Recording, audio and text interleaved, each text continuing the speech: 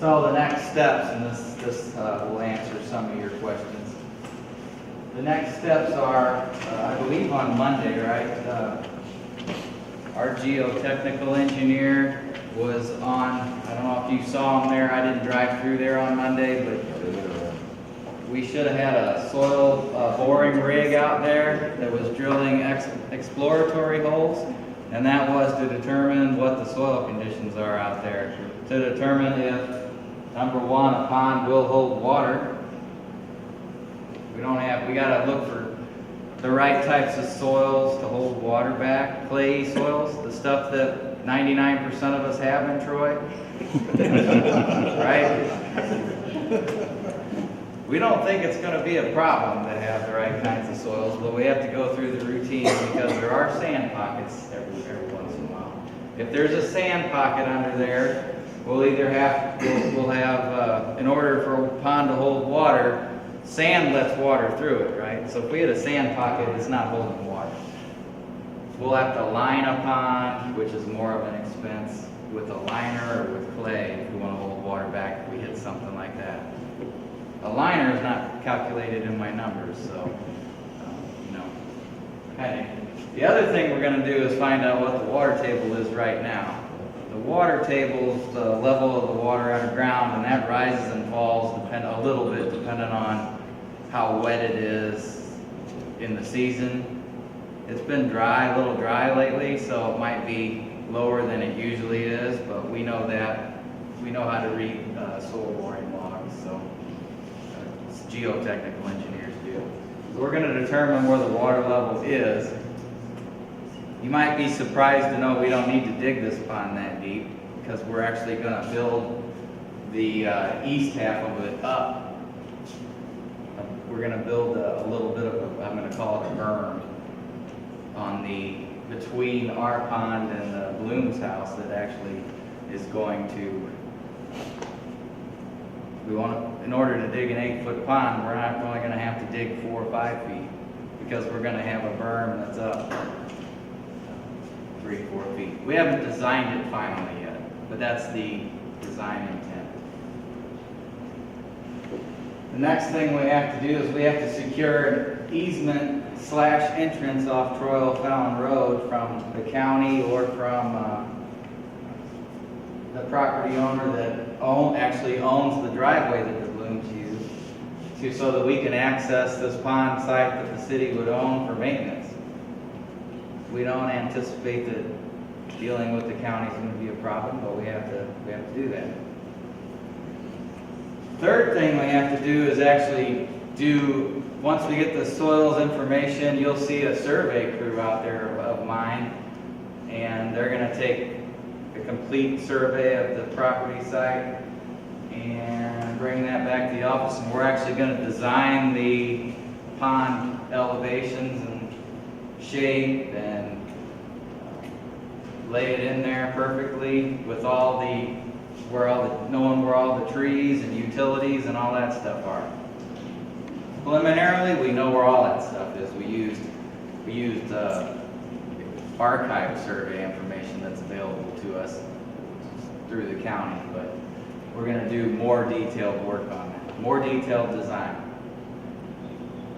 Next thing that'll have to be done then is the city does have money in the budget this year to do this design, but there has to be a budget line item passed for the next fiscal year to actually construct the pond.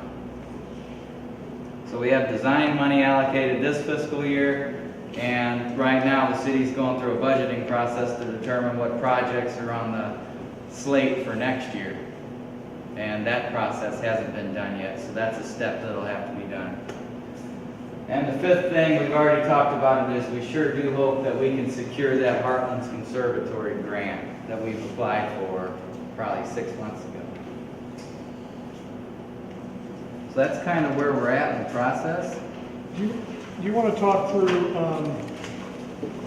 hear me, I believe that you said that there were some statistics on the pond itself will hold a certain storm event without letting a lot of water out while it's raining. And I think it was going to be probably from the city of Troy's standpoint, a pretty impressive amount, and that we don't have a lot of neighborhoods and detention ponds that probably hold that much. Yeah, the pond design that we have outlined will impound 80,000 cubic foot of water. It'll be an 80,000 cubic foot pond. And it will hold back a 100-year 24-hour storm, which is the largest event that any city, including ours, around the area detains. You have to put a limit on somewhere. The levees along the Mississippi River are designed for 500-year floods. But yet, it's typical for cities, and all the ones that I've ever worked in and known, cap their detention pond designs at 100 years. We're lucky we can get that here, because when we go back in time and try to retrofit projects like this, and other places in town are going through similar things, we can't get 100-year storms everywhere in town detained. We're dealing with one right now where I think our max storm we're able to handle is a 25-year. Yeah, and certain portions of it only 10 years, so, yeah. Now, one concern that I have is I noticed on your map back there below is you have this little red arrow on the left end here. I assume that's water entering into our system from another. Try to find a picture you're talking about. I think you're talking about that. Go back one more. The red arrow down there, entering. That's surface water, and the green is storm sewer. Still along the same line, even if that's not what that is, is part of your plan, because it sounds to me like you're designed to work for collecting that much water for our bad event with this is the assumption. But if now you have another subdivision down this way, adding water, Well, is the future going to prevent this from being overloaded by other development? Yeah, the nice thing about all future development after Monday night with a favorable vote from the council is that all future subdivisions, if you take this plot of ground for the whole subdivision, the water for that subdivision has to be held on that property with science that's similar to this. And so I think over time we had areas where we had detention, but the developers weren't necessarily required to keep the water from their own subdivision on their own property. They maybe had detention, but it wasn't holding the water on their property. And Fairoaks would be a great example of this. I mean, you got a detention pond here in Turtle Creek, you got another one down here, and yet you got a whole area of water that's going somewhere else, right? We're not going to allow that in any future subdivision development. When you take a piece of property, all the water from that property is going to be contained on that property. Am I correct? You're correct. This guy wrote the new subdivision ordinance, so I'm correct in that, right? You're correct. So, so I think when we look at this, we say, you're never going to have any more water than this. That's the way it currently sits. If they were to develop the field south of Meadowbrook, they're going to have to put a very large detention pond, probably on the north side of that property, to handle all the other water that's coming up this way. And they're going to be required to detain it on their property. And so that's the problem is that we just didn't require. So this design should be stable for time for us. Yeah. We shouldn't have to worry about it failing. Like To elaborate on that, one step further, he's 100%. The other good thing, it's bad that's what's causing the problem, but the good part of it is your entire watershed that goes to Fairoaks is already developed. No more water will ever contributes to that. It's all developed. It's not like some of these other ones where there's farm fields yet to come. Yours is already there, so we know exactly what to expect, if that makes sense.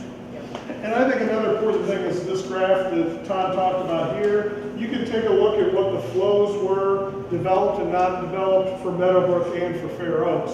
And so, for example, out of this number, he's recontaining half of that in the detention pond and taking it completely out of the system, right? So, I think it remains to be said, we're still going to have to manage the water from your own subdivision that's in that watershed as it flows through the backyards. we're still gonna have to manage for that, and there's a couple big pipes coming down off the street, and a couple of your, well, do you guys have one in your side? I'm trying to figure which. One on the side usually. Yeah, and so Tom and I haven't talked about how he's gonna take genius to trying to control, to keep that water flow from eroding the yards and whatever else in the future. But out of the total amount of 30, the 15 of it that's coming from Meadowbrook is gonna be completely held back. So we're cutting in half the total amount of water that ever flows through there. And I know, for you guys, we're containing it all in the pond, so, so the less water that sits there in your backyard in a rainfall event working its way across there, it's only gonna be the water that's coming down. And again, out of this 14, if you go back to the map, Tom, tell me if I'm speaking out of, but, out of this part of the watershed, part of it's right here. And, and again, that's, so out of the 16 acres that still has 14 cubic feet of flow in the middle of that 2-year event, some of it's taken out from this property itself. And so we're only having to contain the stuff that's coming directly off the streets towards you in this area, and everything from here over is now contained. I'll let you tell me. Hi, I built on the face, our house is in the middle, and our property, well, still does, is on both sides of the creek, as you call it. I call it a disaster, but anyway, because I've lost my yard. So my first question is, you indicated that it wasn't graded maybe correctly when it was developed. So when you say you're gonna regrade it, how are you gonna regrade it? Yeah, that's, so what's it gonna look like? Is it it gonna be was- more steep, or? Are you using the material that's there or shuffling it around, or are you adding material There's to the nothing area? there. We're gonna have 80,000, well, not 80,000 yards, because some of it's Oh, above the stuff ground. taking out of the. We're gonna have a significant amount of dirt available to us from digging that pond up. Right, but will it be, I mean, When I mentioned that it was graded incorrectly, it's not graded that it was graded incorrectly, it's that it was graded as if there wasn't gonna be that much water running through there. And so, it was graded as if 12 CFS of water was going through there, not 30. So guess what Mother Nature does when you have a ditch that is graded out and can only handle 12 CFS, and 30 CFS is going through there, it creates its own channel, and that's what it's doing By right grading, now. you mean add material. Adding back, yeah. so the surface level, I mean, it'll look like it used to? You can just kind of imagine where the soil was? We're gonna have a swale in there, because there's still gonna be 12 CSF, there's still gonna be Water? there's still gonna be water that goes through there, but it's gonna be back at that 12 CFS rate. So you are gonna have a swale through here. It isn't gonna be completely flat. You're gonna have something that's not 6 foot deep. I haven't designed it yet, Okay. totally, but it's gonna be something that's much less than 6. I hope it's gonna be 3 feet deep. And is it gonna be lined with anything, or is it just gonna be soil that'll erode We it? need to design that. It depends on the velocity that's going through there. This is all part of the work I gotta do yet. If the velocity is over 5 foot per second, 6 foot per second, drop a leaf in the water, see if it goes 5 foot in 1 second, it's gonna erode soils typically around our area. So if I can get the velocity, and I can predict what the velocities are gonna be once I have my design completely done. If it's gonna go too fast, we're gonna have to put something in there to line it. And I can tell you now, I can tell you places we are gonna have riprap. Without designing it, I can tell you we are, without a doubt, probably gonna have riprap at these pipes that dump in. Well, it used to be there. Alan, that's right, between. It was there 10, 11 years ago. It's Yeah, all gone. I think the end And fell off everything of we it. put there since, so. So my other question for you is, what happens when it leaves, when it goes to like past the trees in your property? Where does it go? And it goes to a tributary, associated tributary, or where does it go? I don't have a Let's see if we have I don't have a map that shows where it goes, but it's going to eventually Silver Creek. So it's gonna go along 40, Yes, like it does now. but there's not, and it's just gonna go naturally. Naturally, yes. The property, basically it's gonna go in the natural creek back to Silver Creek like it does now. but we're gonna reduce our water coming out of our area back down to pre-development rates. But in the overall Silver Creek watershed, what we're doing here is not gonna change the Silver Creek. That's probably a drop of water in the bathtub. It's a big deal to you guys, but for the whole watershed, it's just gonna be a drop of water for that. I mean, I'm not substantially gonna change flooding in Silver Creek. We know that, Flex, too. I mean, I understand that until you design it, you're not going to know, like, where you're gonna need, what points of entry you're gonna need into the work area. No, this is just an information meeting to establish where we're at in the process, and we haven't kind of let you know that we're getting ready to do design and that we're gonna be having a survey crew around in the near future, maybe in your backyards, and so discussing points of access and easements. I think the other important thing is that we have until April 30th to exercise an option on this ground and pay for it out of what we have budgeted this year specifically to do this. And so, you know, we wanted feedback from you. Does this sound like something that is worth both of the city's engineering time and its investment in terms of acquiring the property to move forward? You know, if you said, come hell or high water, literally, right? We definitely need that 48-inch pipe in our backyards. Well, then we want to hear that, right? But we think that we've looked at it, and I'll never forget the day we were out, and Mr. Bloom came walking down, and he said, gosh, I'm sick of mowing this. You know, the city ought to buy this, right? And he walked away, and Tom said, yeah, I think we want to buy that, right? I was just sitting here thinking, and this might exactly work itself out. And so we're at the precipice of doing that now. And so we wanted to be able to get in front of you, and believe me, I run into a lot of you, and it's been, what are we going to do? What are we going to do? What are we going to do? We wanted to get in front of you and kind of tell you our plan for it so we can get ready to make the next steps, you know, in doing it. And I think easement acquisition is another big thing. To be real honest, we don't want to have to pay you for easements, right? We're going to try to bring, you know, $200,000 to $300,000 worth of drainage improvements to improve your neighborhood. And so we would really love for you to give us the easements for free, to be real honest, right? We don't want to have to add to the budget because we're going to pay each one of you $2,500 for a temporary easement, right? I think it's important that if we come through your side yard, that we restore your side yard. As I was telling a few of you before the meeting, we're going to need some points of access for the work. And so as he figures out that design and he looks at grades and other things, at some point we're going to say, well, we'll probably get the best price if we can come through on the widest, least graded, you know, least steep area to get our equipment in, because we're going to have to move 40,000 cubic feet of dirt, or whatever that number is, right? Cubic yards, or whatever. Cubic feet would be better than cubic yards, right? But we're going to have to move a lot of dirt.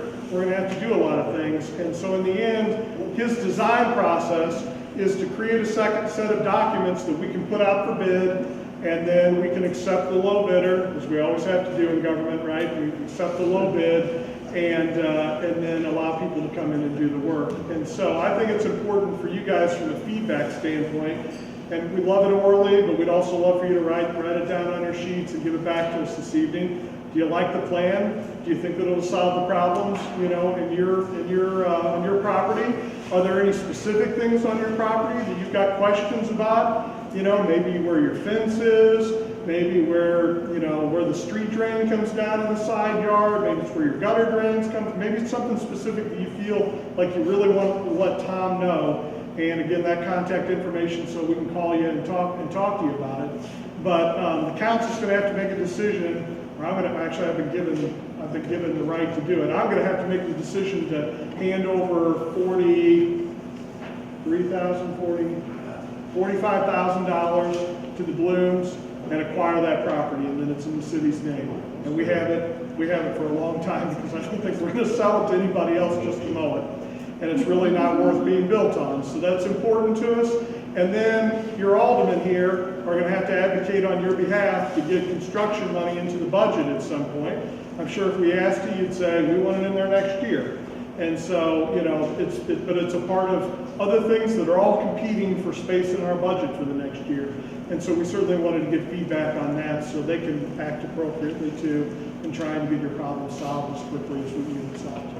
Okay, so you asked if we thought that this would work, so we're not the experts, that's why I'm So what if it doesn't work though? Then what is the city committed to do? I mean, if you find that we can't control it, I'm not saying that that would be the case, because you are the expert, or that is your field, what would the city be willing to do to correct it? There are still some steps. Those 5 steps I put up there can still kill the idea. They'd be back to the drawing board. Back if to the this- drawing board if the geotechnical soil work does not show that it's proper. Then you don't have a plan for it. That's our, We don't have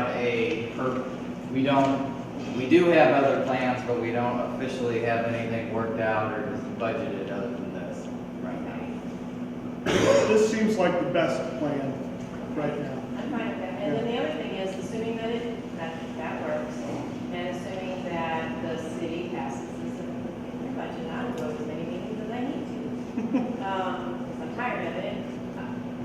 What would be the timeline? Just what is the kind of timeline where you have to start? Because a while ago, there was something about you can only do it in the winter because of something downstream. Well, I know we had somebody who used to live in your subdivision that works for a different firm that indicated that there were some bats in the backyard. And I don't remember exactly what kind of bats. I don't know. Indiana bats, sorry.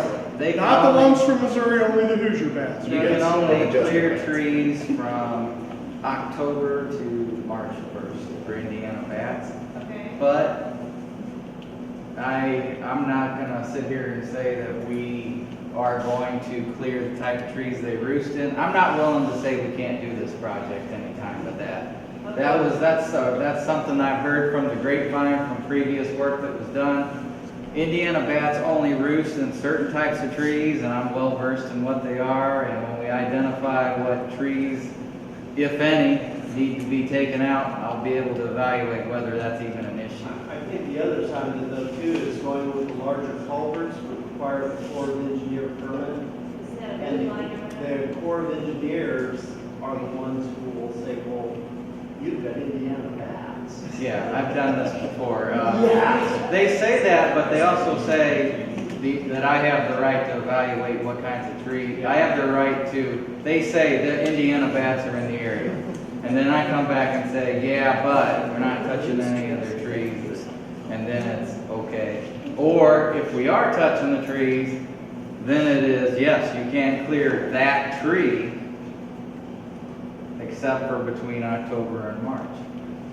It's not every tree. It's not a blanket, no-brainer, you can't do anything, like I've heard it described. So will the core drilling, the results be done before that option passes? Yes, that's why we've been working really hard to get the option done, through that agreement to gain permission to enter their ground and do that drilling, and we expect 2 to 3 weeks, 2 to 3 weeks away probably. We from asked having- for 3-week turnaround. Yeah. So that happens before April 30th as well.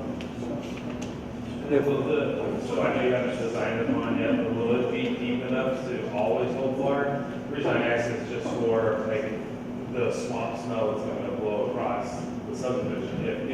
If it gets to that 1 to 2 inch marker, how deep do you think it would be like on a continuous basis? My intent is that a quarter to a third of it will be 8 feet deep and the rest of it will be at least 4 or 5 feet. At that point, it could be stocked with fish, like to build mosquito larvae and everything like that. That's why 1/4 of it has to be 8. Tom, I got a question. I live kind of all the way at the end of it, so I'm at the Grand Canyon.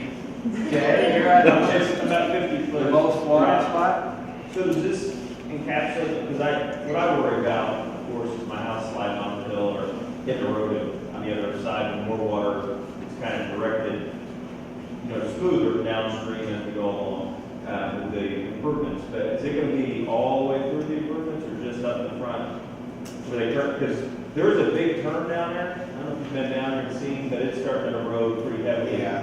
I've walked it, My but neighbor's house. I wouldn't be truthful if I said I have your property committed to memory. Okay. But what I will say is we can build the pond and reduce the amount of water that's going through there without affecting your yards. But to restore your yards, we're gonna have to go through there with survey crew, identify all the major issues, including scrutinizing very closely your yard. If you're the last one, you're the one that has the most transition issues, because I have to, when we bring in material to fix the rest of the yards upstream of you, somewhere I have to return back to the natural channel. So our intent would be to return to the natural channel on the property beyond. So that's gonna require talking to the property beyond. That would be my hope, is that person would play ball with us. There's So that not, we could address your property fully. most of what's beyond sits on the edge of properties that are developable. So, you know, obviously Hampton Glen is currently being developed, and it seems to also run kind of around Hampton Glen. The property that's to the north on 40, you know, I've looked at, in fact, the empty property that's across from Henning is, somebody's marketing the property for sale. There's about 45 or 50 acres along there that kind of sits, that creek and the old railroad right away kind of run almost together in some ways. And so, you know, the nice thing is once you get out of the middle of your subdivision, everything else is kind of on the sides of subdivisions. So it doesn't necessarily have the impact to backyards as what's coming through the middle of yours. So, and again, any new subdivisions, there could be a requirement for detaining things, right? So, you know, let's just say somebody built a subdivision right here, you know, we might require them to detain some of that water before it moves through the middle of that subdivision. Just kind of like we're detaining this right here before it moves into your subdivision. So there's some options there in terms of the future. Are there, for water that drains off the streets from the side drains into the main drain, right now they just tee into the ditch. Is there a different way to do that to make it flow into the main ditch better? Sure there are. There's a lot better ways to do it than the way it was done.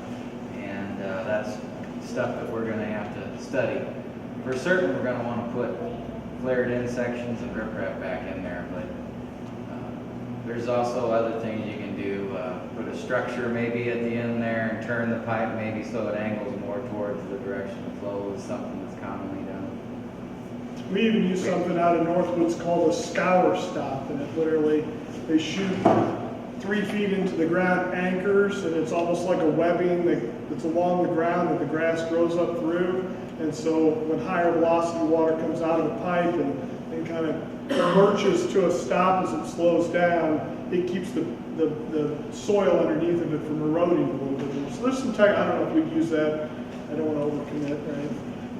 But there are some interesting technologies out there. If things proceed positively through like the end of April, do you foresee like having a meeting when you could show us the solutions that you plan on doing with option 2, or? Yeah, I mean, I think that we're going to have to walk, you know, he's going to have to design it to figure out what easements we need. And then at some point, we're going to have to come out and walk your property with you to get those easements acquired. And so I don't know whether or not we can probably do it both ways if you wanted to.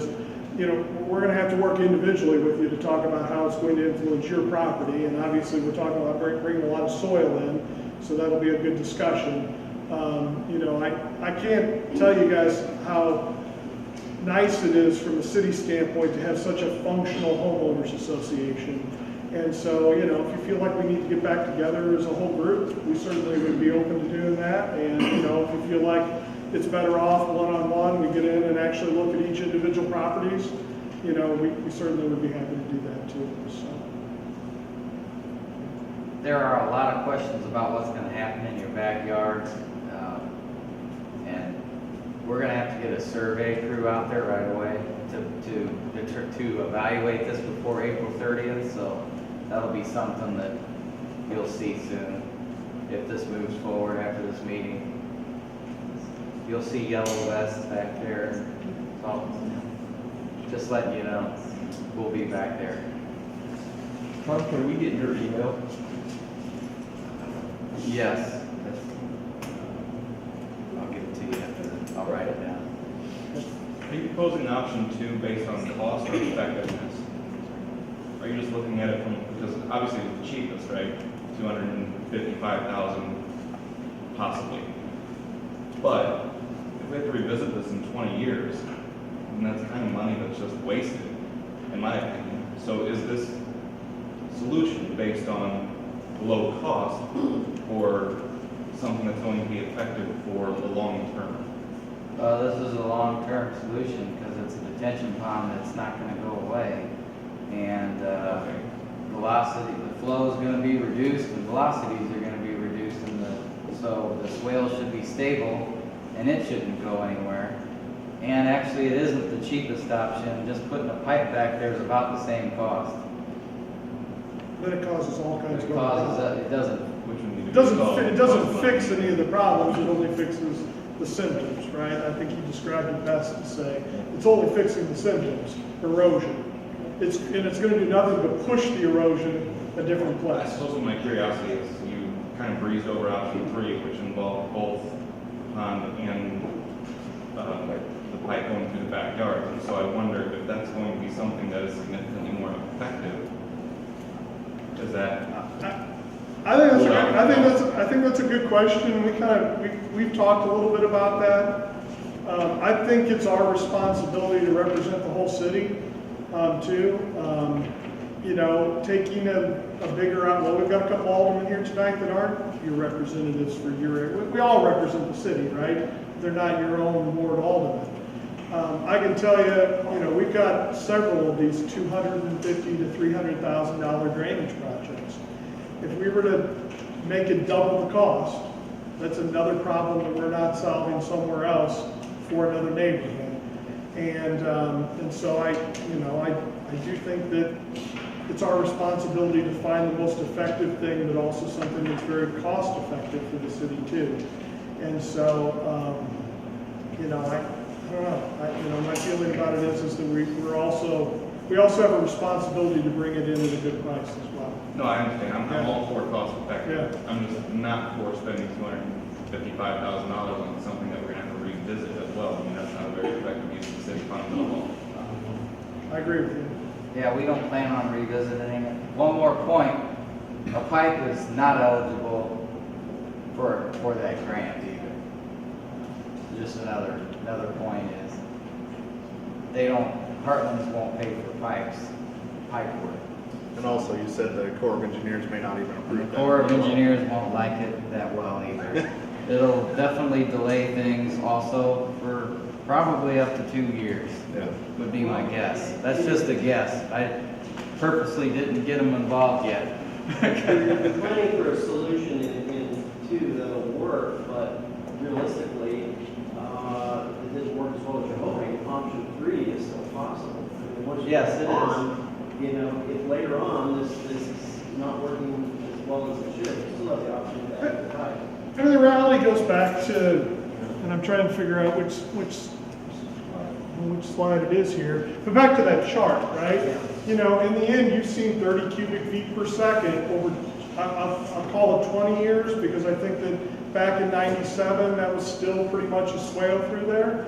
So it's taken 20 years at 30 feet per second. I mean, I think what Tom said is he's going to try to use science to take that down to 14 or 12 feet per second, and he's probably going to take it even further down by trying to take some of the water that's coming off the streets from your actual sub right in front of your house. And again, we haven't even talked about things that you're bringing down off of your house in terms of storm gutters, sump pumps. I mean, there's a lot of pipes sitting there like this in that creek that come from a lot of different places, and some are directly off of your own roofs. And so I think, you know, he's going to try to use science to try to get that number down as small as we possibly can. We can't come in and say, let's bulldoze all, well, I mean, we could be sitting here tonight going, hey, the right place to put a detention pond is, you know, right here. So we're going to come in and buy 6 houses, bulldoze them all and put a pond there, right? That's not really something that we can do. And so I think what Tom has really done, and again, thank God for the Bloom's property here, right? I mean, if we didn't have that, look at the, this option wouldn't be an option from that standpoint. And so, I mean, the reality is, I don't know, Tom, you tell me, if you were to design this subdivision under what our current standards are gonna be, there might be a whole cul-de-sac that wouldn't exist there, and there'd be a detention pond somewhere. It'd be a detention pond, right? Yeah, Like, be there right here. yeah. And so,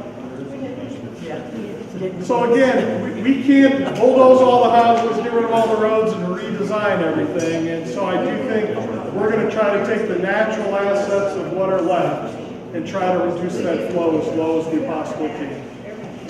Well, I think this kind of addresses one other problem too. It is that right now, when we had our drought, we didn't have a lot of water going through there. Well, we have ponds of water, we have mosquitoes and all the problems that brings. Yeah. So, this would help with that too. If you have a regular drainage going through there, low rated drainage, you're not gonna have standard ones.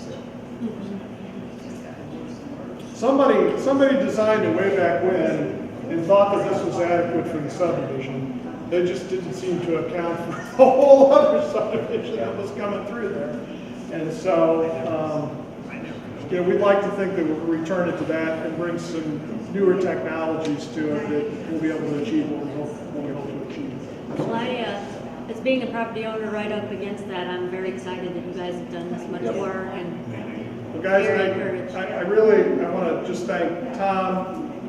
Like I said, he's an amazing engineer. Jeff Solon deserves a ton of credit. He's worked through the blooms for 10 to 12 months. And there was a lot of work that went on in making all of this come together to where we can finally get to here. And so I just, our staff does a great job. And so I'm just really thankful for their help and leadership. So.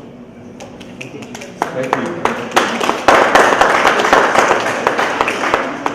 Okay, we'll be around to answer questions and fill out those sheets if you would and leave them for us. And expect to see us out shopping around your backyard. So.